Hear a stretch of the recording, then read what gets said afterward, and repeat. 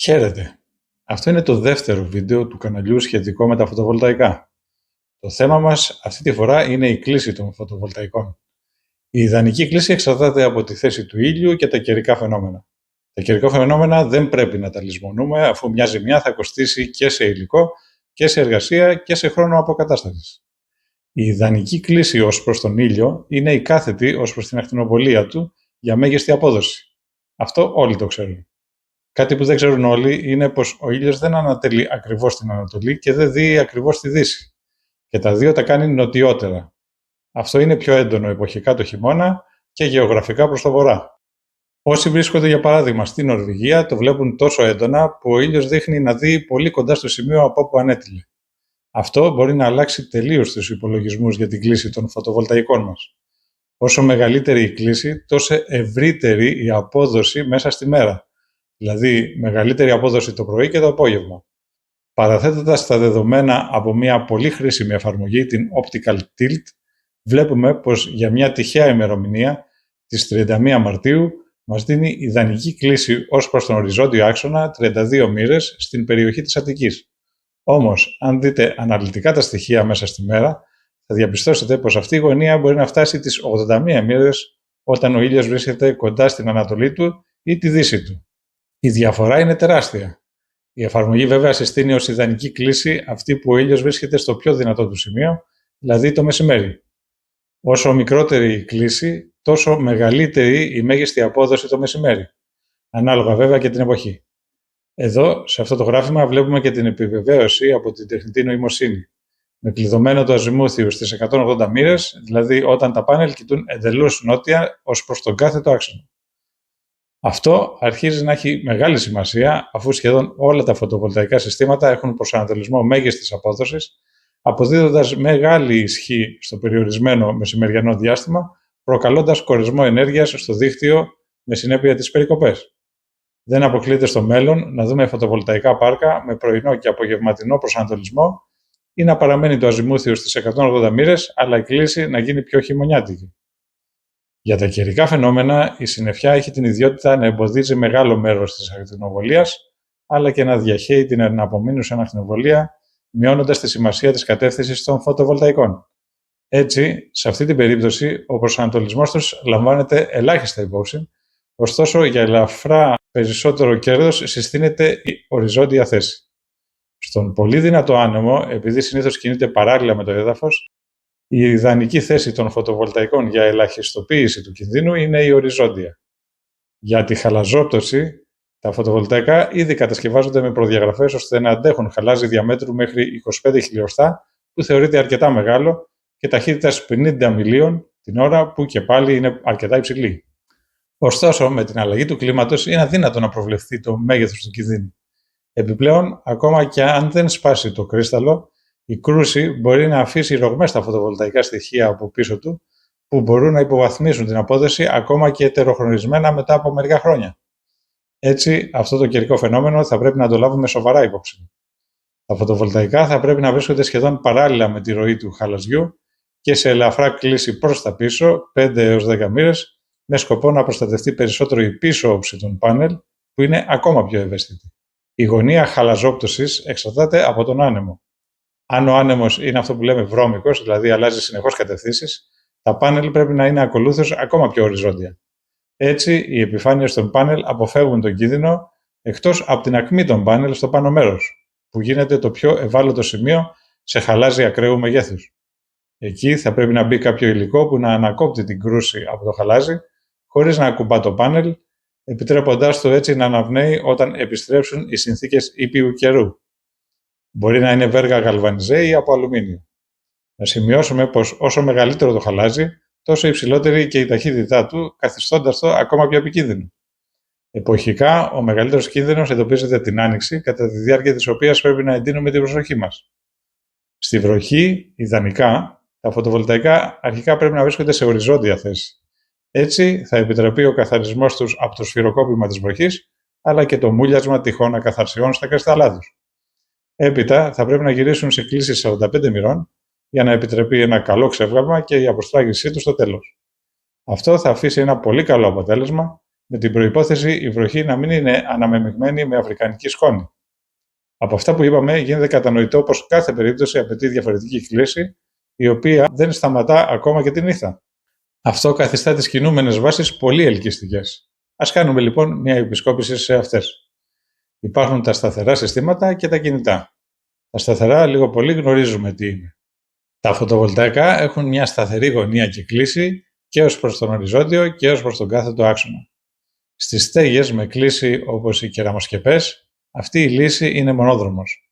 Οτιδήποτε διαφορετικό διαταράσσει την αισθητική του κτηρίου, φέρνει μπροστά σε προκλήσεις τον εγκαταστάτη και προστίθεται άλλος ένας πονοκέφαλος για τη συντήρηση ενός επιπλέον συστήματος σε δυσπρόσιτο σημείο και μάλιστα ευάλωτου λόγω των κινούμενων μερών του. Σε τέτοιες στέγες το παίρνουμε απόφαση από την αρχή ότι δεν θα έχουμε την τέλεια κλίση ούτε ως προς τον οριζόντιο ούτε ως προς τον κάθετο άξονα. Και για να αντισταθμιστεί η απώλεια ενέργειας, το μόνο που μπορεί να γίνει, αν υπάρχει χώρος, είναι η τοποθέτηση επιπλέον πάνελ. Τα σταθερά συστήματα όμως δεν είναι δημοφιλή μόνο στις στέγες, αλλά και σε πολλές άλλες περιπτώσεις, αφού έχουν κάποια αδιασφυβήτητα πλεονεκτήματα. Είναι ο οικονομικότερος και με διαφορά τρόπο στήριξης, είναι ο πιο στέρεος και δεν απαιτεί συντήρηση. Στα αρνητικά είναι η χαμηλότερη απόδοση συνολικά σε σχέση με οποιοδήποτε άλλο κινητό σύστημα. Στα κινητά συστήματα υπάρχουν δύο υποκατηγορίες ως προς την πηγή κίνησης: τα χειροκίνητα και τα αυτόματα. Στα πρώτα, η κίνηση γίνεται από τον άνθρωπο και είναι πιο οικονομικά. Ενώ στα δεύτερα, υπάρχουν ένας ή περισσότεροι ηλεκτροκινητήρες που ρυθμίζουν πολύ πιο άμεσα και συνεπώς πιο σωστά την κλίση και την γωνία των πάνελ. Εκτός από την πηγή κίνησης, τα κινητά συστήματα διαχωρίζονται και σε κατηγορίες ως προς τους άξονες κίνησής τους. Υπάρχουν τα καθέτο άξονα, τα οριζοντίου άξονα, τα κεκλειμένο άξονα και τα συστήματα δύο αξώνων. Ο σκοπός ενός συστήματος κάθετο άξονα είναι να ακολουθεί την κίνηση του ήλιου από την Ανατολή προς τη Δύση με στόχο την υψηλή απόδοση σε όλη τη διάρκεια της μέρας.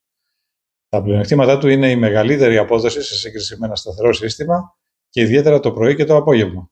Στα μειονεκτήματα είναι ο πάντα ατελής προσανατολισμός προς τον ήλιο και η σκίαση σε γειτονιάζοντα συστήματα. Για το τελευταίο, η απομάκρυνση των συστημάτων μεταξύ τους μειώνει τις σκιάσεις, αλλά εμφανίζει και νεκρούς χώρους μεταξύ τους. Ένα άλλο μειονέκτημα είναι η κυκλική κάλυψη του χώρου λόγω της περιστροφής, αφήνοντας σχεδόν πάντα νεκρές περιοχές, αφού οι χώροι εγκατάστασης εντός και εκτός κτηρίων είναι συνήθως παραλληλόγριμοι. Ο σκοπός ενός συστήματος οριζοντίου άξονα είναι να ακολουθεί την κάθετη θέση του ήλιου με στόχο την υψηλή απόδοση όλες τις εποχές. Το πλεονέκτημά του είναι η μέγιστη απόδοση τις πιο παραγωγικές ώρες της ημέρας για όλο τον χρόνο, η στιβαρότητά του και η καλύτερη διαχείριση ενάντια στα καιρικά φαινόμενα. Στα μειονεκτήματα είναι η μειωμένη απόδοση στις λιγότερες παραγωγικές ώρες της ημέρας σε σύγκριση με κάποιο άλλο κινούμενο σύστημα. Συστήματα κεκλειμένου άξονα. Πρόκειται για διάφορες παραλλαγές του συστήματος καθέτου άξονα που ακολουθούν πιστότερα την κυκλική πορεία του ηλίου. Στα πλεονεκτήματα είναι η υψηλότερη απόδοση σε όλη τη διάρκεια της ημέρας σε σύγκριση ακόμα και από ένα σύστημα καθέτου άξονα. Τα μειονεκτήματα είναι παρόμοια με αυτά ενός συστήματος καθέτου άξονα και παρόλο που παρακολουθεί καλύτερα τον ήλιο μέσα στην ημέρα, δεν μπορεί να κάνει το ίδιο και όλες τις εποχές. Ένα πρόσθετο μειονέκτημα σε σχέση με ένα σύστημα καθέτου άξονα είναι ο περιορισμός της γωνίας περιστροφής, όσο πλατύτερο είναι και όσο εγκύτερο στο έδαφος. Τα συστήματα ενός άξονα δεν μπορούν να ακολουθήσουν κανονικά τον ήλιο, διότι κάθε μέρα και κάθε ώρα η πορεία του ήλιου είναι διαφορετική.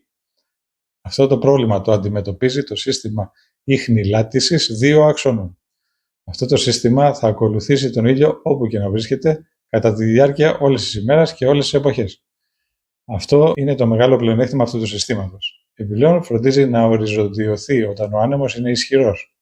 Στα μειονεκτήματά του είναι το πολύ υψηλό κόστος, το μεγάλο το ύψος για να επιτύχει τις γωνίες που θέλει προς όλες τις κατευθύνσεις, η ευπάθεια σε σύγκριση με ένα σταθερό σύστημα και η σκίαση σε γειτονιάζοντα συστήματα. Αισθητήρες. Όλα τα αυτόματα συστήματα έχουν μονάδες διαχείρισης, οι οποίες συλλέγουν δεδομένα και σύμφωνα με αυτά αποφασίζουν τον προσανατολισμό των φωτοβολταϊκών. Πολλά από αυτά τα δεδομένα προέρχονται από αισθητήρες και θα πούμε κάποια πράγματα για αυτούς. Για τη θέση και την παρακολούθηση του ηλίου υπάρχουν διαφορετικοί αισθητήρες φωτός που αντιλαμβάνονται τη θέση του ηλίου. Όταν τα φωτοβολταϊκά περιστρέφονται, μαζί τους περιστρέφεται και ο αισθητήρας. Έτσι, μόλις ο αισθητήρας ισορροπήσει, τα φωτοβολταϊκά έχουν φτάσει στην ιδανική θέση και η κίνηση σταματά. Εναλλακτικά υπάρχει ημερολογιακό σύστημα που γνωρίζει τη θέση του ηλίου κάθε μέρα και κάθε ώρα για να δώσει τον ιδανικό προσανατολισμό. Για τον άνεμο, οι μονάδες διαχείρισης συνήθως συνοδεύονται από ανεμόμετρο και προστατεύουν αυτόματα από τον κίνδυνο ισχυρού ανέμου. Για το χαλάζι, υπάρχουν αισθητήρες κρούσης που μπορούν να εντοπίσουν δυνατούς κραδασμούς, καθώς και άλλοι πιο εξειδικευμένοι που μετρούν ακόμα και το μέγεθος. Υπάρχουν και συστήματα που αντλούν δεδομένα από την μετεωρολογική υπηρεσία. Για τη βροχή υπάρχουν αισθητήρες που την αντιλαμβάνονται μέσω της αγωγημότητάς της.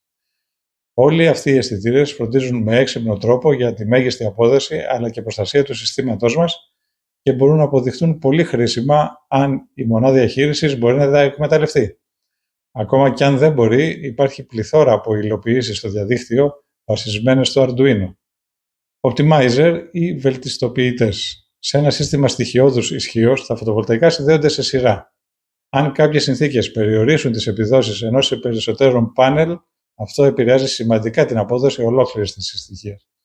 Τέτοιες συνθήκες είναι οι σκιάσεις, η μειονεκτική γωνία, η κλίση, οι ακαθαρσίες και άλλα.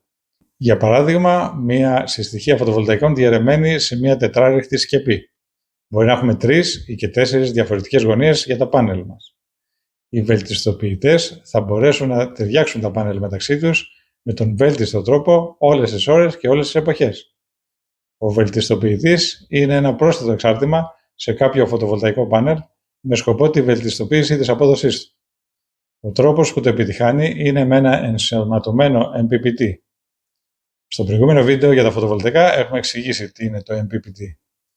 Τα inverter έχουν ήδη MPPT. Όμως στα συστήματα φωτοβολταϊκών σε σειρά, το inverter δεν μπορεί ούτε να εντοπίσει ούτε να διορθώσει το μειονεκτικό πάνελ, επειδή μπορεί να διαβάσει μόνο τη συνολική τάση και ένταση της συστοιχίας και όχι τμηματικά. Έτσι, κάνει ένα γενικότερο MPPT σε ολόκληρη τη συστοιχία και αυτό που μπορεί να κάνει, το κάνει σωστά.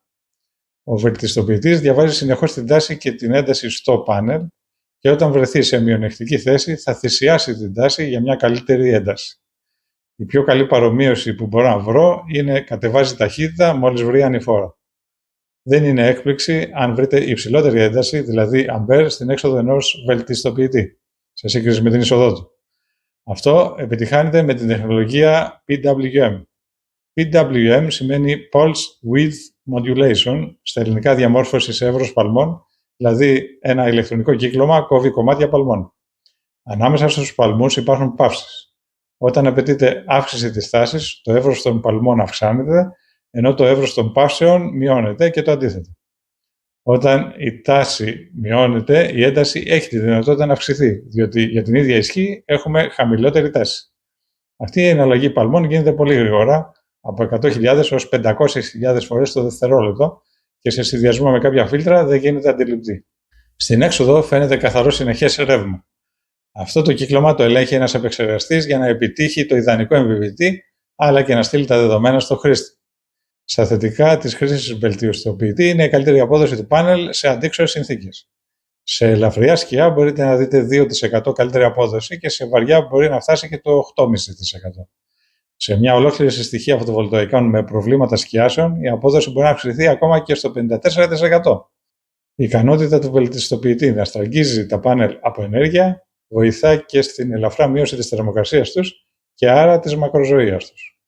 Επίσης, οι βελτιστοποιητές μπορούν να μας στείλουν κρίσιμες πληροφορίες και να ειδοποιηθούμε άμεσα αν κάποιο πάνελ έχει πρόβλημα και ποιο ή ποια είναι αυτά. Διαφορετικά, ο εντοπισμός του προβλήματος θα ήταν βελόνα στάχυρα. Στα αρνητικά είναι η αύξηση του κόστους που συχνά ξεπερνά και το κόστος του ίδιου του πάνελ, η απώλεια περίπου 1% λόγω αυτοκατανάλωσης αλλά και απολειών των εξαρτημάτων ισχύων που όμως θα φανεί μόνο σε ιδανικές συνθήκες ηλιοφάνειας και η αύξηση του αριθμού των μερών του συστήματος με το ενδεχόμενο να χαλάσουν. Αν και έχουν πολύ καλή στεγάνωση, δεν πάβουν να βρίσκονται σε συνθήκες υψηλής θερμοκρασίας και υγρασίας. Αν μάλιστα τα φωτοβολταϊκά βρίσκονται σε κεραμοσκεπή, αυτό προσθέτει και τη δυσκολία πρόσβασης. Συχνά οι βελτιστοποιητές είναι παχτωμένοι μέσα σε ρητίνη για προστασία από την υγρασία, που κάνει την επισκευή τους δύσκολη έως αδύνατη. Με αυτά που είπαμε μέχρι στιγμής, καταλήγουμε στην ερώτηση: ποιο σύστημα και ποια σύνθεση είναι καλύτερη? Ίσως όμως αυτή δεν είναι η καταλληλότερη ερώτηση. Ποια είναι τα κριτήρια μας για να θεωρήσουμε ένα σύστημα σωστό, φαίνεται να είναι η σωστή ερώτηση. Προσωπικά θα με ενδιαφέρε ένα σύστημα σχετικά χαμηλού κόστους και υψηλής απόδοσης για να προσφέρει γρήγορη απόσβεση και να μην εμφανίζει ζημιές που θα μπορούσαν να με απομακρύνουν από αυτό το στόχο. Με αυτά τα κριτήρια θα προτιμούσα ένα αυτόματο σύστημα οριζόντιου άξονα. Θα μου προσέφερε μέγιστη κάλυψη από τα καιρικά φαινόμενα και μέγιστες αυτοκαθαριστικές ιδιότητες στο ελάχιστο δυνατό κόστος και άριστο προσανατολισμό προς όλες τις εποχές. Για το εύρος της ημέρας δεν θα είχε τόσο καλές επιδόσεις όπως άλλα κινητά συστήματα. Τα συστήματα δύο αξώνων προσφέρουν 5-10% περισσότερη απόδοση από τα οριζοντίου. Όμως αυτό θα μπορούσε να αντισταθμιστεί με περισσότερα πάνελ, αφού τα οριζοντίου άξονα εξοικονομούν αυτόν τον επιπλέον χώρο. Τα φωτοβολταϊκά πλέον είναι πολύ προσιτά για να διστάσουμε να προσθέσουμε μερικά. Επιπλέον, τα συστήματα οριζόντιου άξονα μπορούν να εκμεταλλευτούν πολύ καλύτερα τα φωτοβολταϊκά διπλής όψης. Το σύστημα θα ήθελα να πλαισιώνεται με όλους τους απαραίτητους αισθητήρες για βέλτιστη απόδοση και προστασία, ενώ οι κορυφές των φωτοβολταϊκών θα ήταν καλυμμένες με αγκαθωτές ράγες με σκοπό τη διάσπαση ακραίου μεγέθους χαλαζιού, ώστε να μην εξωστρακιστεί σε γειτονικά πάνελ, αλλά να αποθήσει και τα πουλιά που δεν δείχνουν τον δέοντα σεβασμό στα πάνελ. Για το θέμα των βελτιστοποιητών, στο κόστος θα μπορούσε κάποιος να προσθέσει πάνελ αν έχει χώρο, επιτυχάνοντας μεγαλύτερη απόδοση. Όμως, από την άλλη, η συμβολή των βελτιστοποιητών στη διάγνωση πιθανών προβλημάτων είναι πολύ σημαντική. Κάθε περίπτωση είναι ξεχωριστή. Η μορφή και η σύνθεση του συστήματος, αλλά και οι στόχοι του χρήστη μπορεί να την καθορίσει. Π.χ. αν το inverter έχει δυνατότητα σύνθεσης πολλαπλών στοιχείων, δηλαδή περισσότερα string, ενδέχεται να έχει μικρότερη ανάγκη για βελτιστοποιητές. Αυτά από μένα. Αν έχετε να προσθέσετε κάτι, παρακαλώ στα σχόλια. Ευχαριστώ για την παρακολούθηση.